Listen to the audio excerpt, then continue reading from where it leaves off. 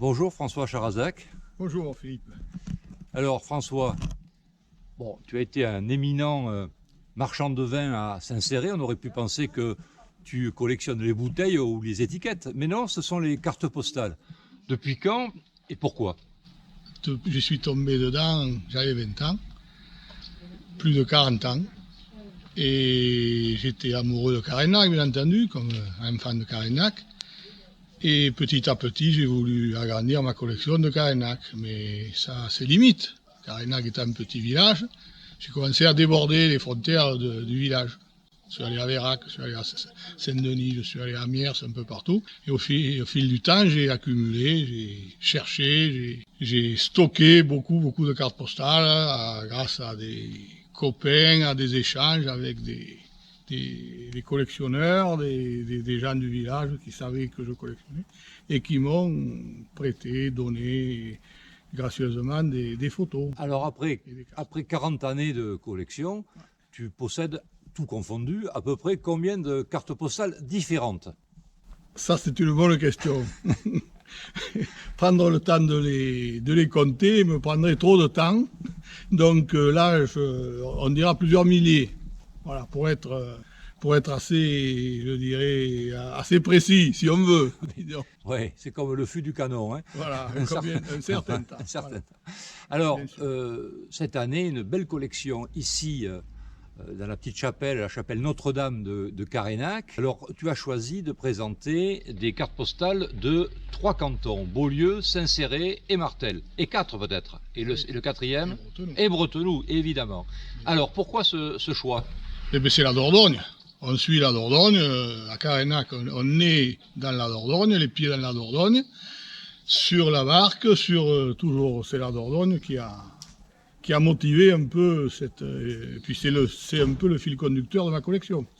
Alors c'est vrai que l'on voit des passages d'eau aujourd'hui disparus depuis longtemps, à Mézel notamment avec le bac. Ce sont des vues quasiment archéologiques. Hein. Tout à fait, mais qui ont existé, qui ont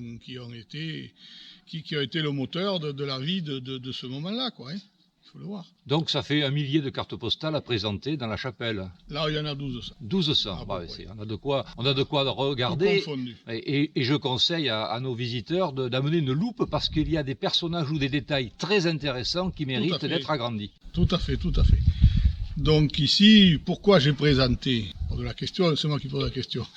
Pourquoi il y a 30 ans, à l'occasion de la sortie du timbre sur Carénac, Dominique et Patrick, des collectionneurs, des amis à moi, des amis d'enfance de Carénac, on a décidé de faire une petite exposition.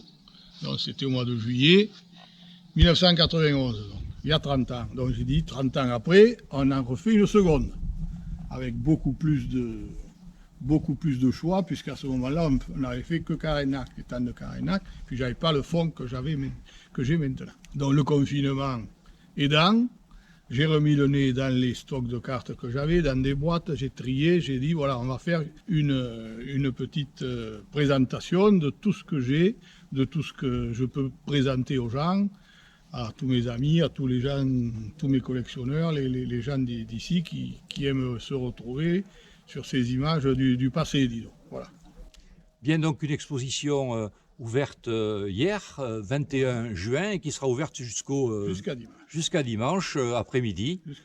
Et donc on ne peut conseiller à nos visiteurs de Carénac de s'arrêter à la chapelle, à la petite chapelle Notre-Dame, en plein cœur du village. Et bien sûr, on peut continuer à dialoguer avec François. C'est sur Facebook, c'est François Marchand de Vin. Tout à fait. Voilà. Et donc, c'est un grand collectionneur. Et puis, il y a peut-être des échanges à faire, des achats pour des collectionneurs aussi. Et des découvertes. Et des découvertes surtout. Et les Carénacoises et les Carénacois sont toujours très heureux de voir leur territoire il y a 100, 120 ans. Et donc, une très belle expo. Merci François. Avec plaisir.